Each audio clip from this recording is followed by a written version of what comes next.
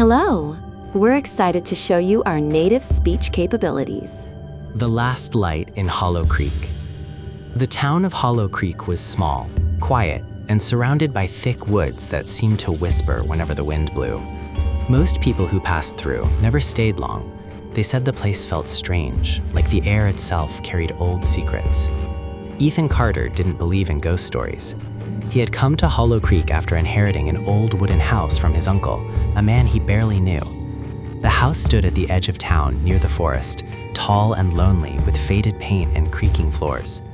When Ethan first arrived, the locals warned him. "Strange things happen in that house," one old woman told him at the grocery store. Ethan only laughed. "Ghost stories," he said, "nothing more." But the woman didn't smile back. "Just don't stay awake after 2:30 a.m., she said quietly. That night, Ethan moved into the house. The place smelled old, like dust and forgotten memories. The wooden floors groaned under his footsteps, and the wind outside rattled the windows. Still, Ethan wasn't worried.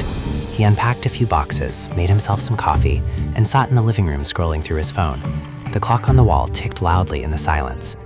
Midnight passed, then 1 o'clock. By 2 o'clock, the entire town seemed completely still.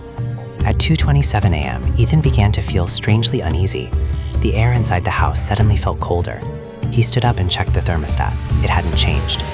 At 2:29 a.m., the lights flickered once. Ethan frowned. "Old wiring," he muttered. Then the clock hit 2:30 a.m. Suddenly, knock. Ethan froze. The sound had come from the front door.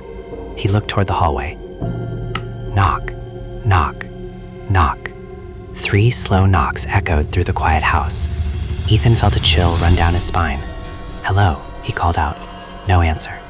He walked toward the door slowly. Each step made the floor creak loudly beneath his feet. When he reached the door, he hesitated for a moment. Then he opened it.